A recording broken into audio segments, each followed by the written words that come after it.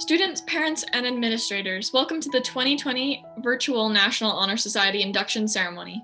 I'm Caitlin Lawson, the current president of the Mazer chapter of the National Honor Society. We're here to recognize and celebrate Carl G. Mazer Preparatory Academy's newest members of the NHS. To become a member of the NHS requires hard work by determined students, and the competition at Mazer is stiff. Our new inductees are Mazer's finest and have proved they excel at the 4 pillars of the National Honor Society, which are character, academics, service, and leadership.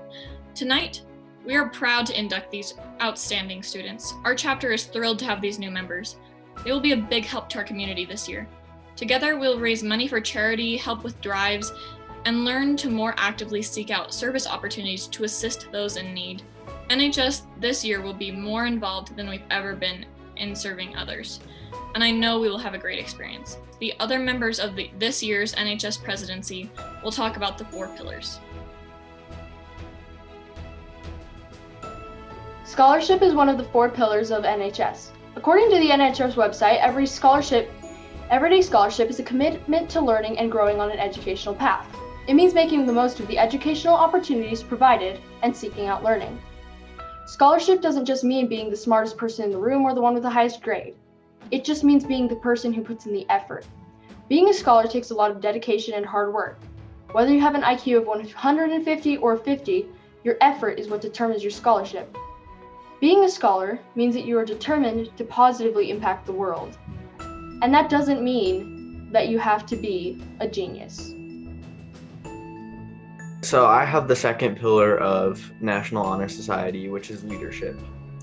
So the person who has the kind of character that seeks to serve others also develops a sense of purpose for their lives and the lives of the people they serve. In other words, they care. And because they care, they tend to be aware of the conditions around them. Out of that awareness of how things are, both the good and the bad, often comes a desire to lead. They want people around them to join together with them to help solve problems and to improve the conditions in which other people live. A leader seeks the best for those they serve. Leadership is not so much about techniques and methods as it is about opening the heart. Leadership is about inspiration of oneself and of others. A good leader inspires others with confidence in them. A great leader inspires them with confidence in them. A great leader inspires them with confidence in themselves. Great leadership is about human experiences, not processes.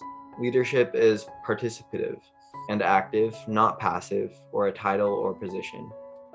Leadership is not a routine, a formula, or a program. It is an attitude, a human activity that comes from the heart and considers the hearts of others. Leadership is not directive, dictatorial, or forceful, but rather invitational, enabling, and upbuilding. Leaders understand the needs of those who are served by the leader. John F. Kennedy said, "Leadership and learning are indispensable to each other." Good leaders develop through a never-ending process of self-study, education, training, and experience. I know each and every one of you has the potential to become a great leader. Remember who you are and what you stand for, and remember that those around you look up to you. Thank you.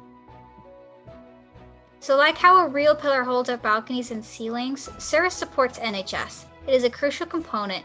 Without it, NHS would be vastly different. So how to define service? Service has many meanings. It can mean room service or car service. And my personal favorite is the beginning shot of every tennis point. But that kind of service is not what NHS focuses on.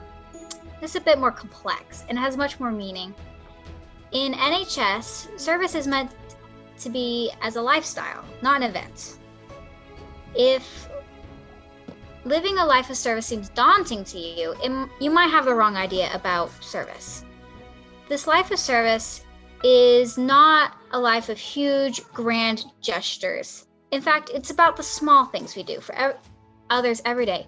A quote from Aesop says, "No act of kindness, no matter how small, is ever wasted," no matter how small. So, if we want to truly serve our community, sometimes all it is required to do is the small things. Service isn't an event, it's a lifestyle. That's what we're saying here.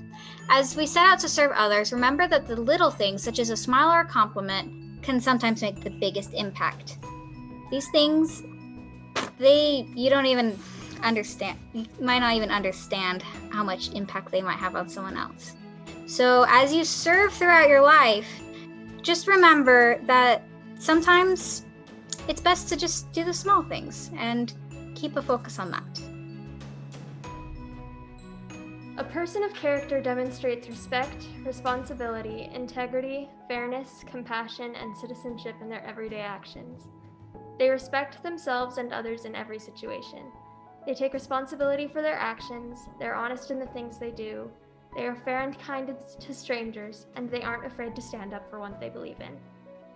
Marcus Aurelius once said, "Perfection of character is this, to live each day as if it were your last, without frenzy, without apathy, without pretense."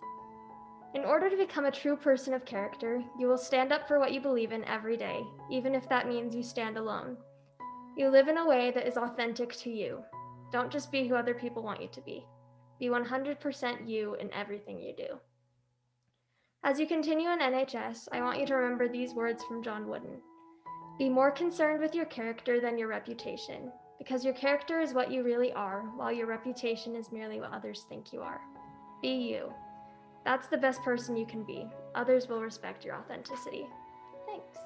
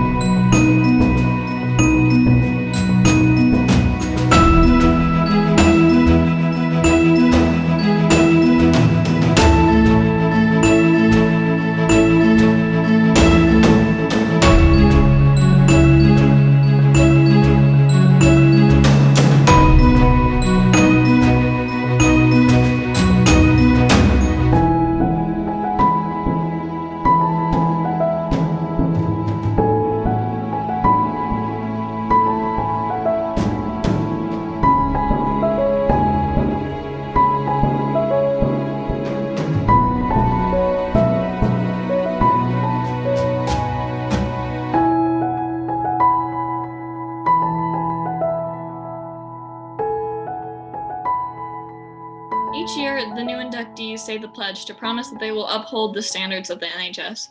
Please say it with me. I pledge myself to uphold the high purposes of the National Honor Society, to which I have been selected. I will be true to the principles for which it stands, and maintain and encourage high standards of scholarship, service, leadership, and character.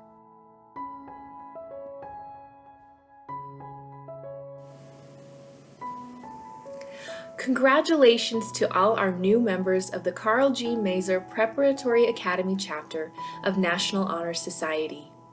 The fact that you are here today shows that you are true examples of truth, honor, and virtue. National Honor Society is a way for you to continue to cultivate and to develop these values to help you grow into the best that you can be.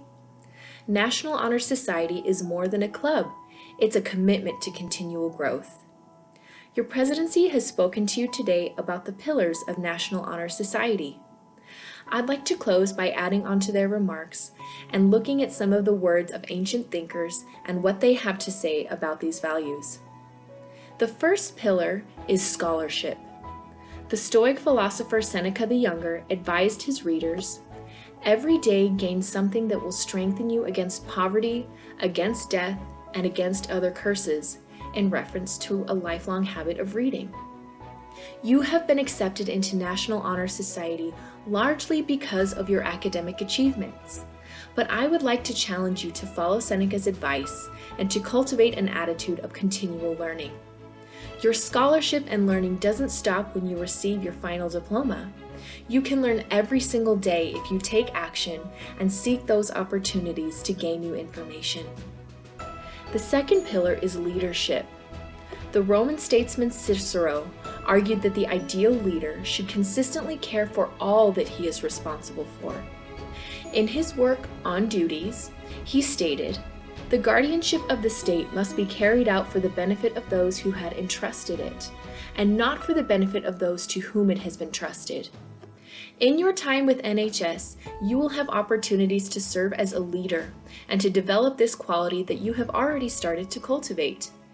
As you do, I hope you will take Cicero's words to heart and focus on using your positions of leadership that you'll encounter in your life as a way to care for everyone under your influence and to do your best to see to the needs of the many instead of the few. The third pillar is service. In Book 6 of the Iliad, Andromache begs her husband, the hero Hector, to stay behind and protect her and their son. Though he loves his family, Hector refuses. He says, "My heart is out there with our fighting men." He dedicates his life to protecting his people, which is the ultimate act of service. Now, I don't mean to suggest that you need to sacrifice your life or your happiness or your dreams to the service of others. Not everyone needs to be a Hector. What I would take from Homer's story is to seek out opportunities to make a difference. You'll find that they benefit you just as much as those that you have served. The fourth and final pillar is character. Aristotle believed that virtue isn't something that is born in people, it's something that we need to practice and develop. He said, "We become just by doing just acts, temperate by doing temperate acts, brave by doing brave acts." It makes no small difference then whether we form habits of one kind or another from our very youth. It makes a very great difference, or rather, all the difference. I invite you to use your time in National Honor Society as more than another line on your already impressive college applications. Follow Aristotle's advice and use it as a way to practice virtue and to develop your character.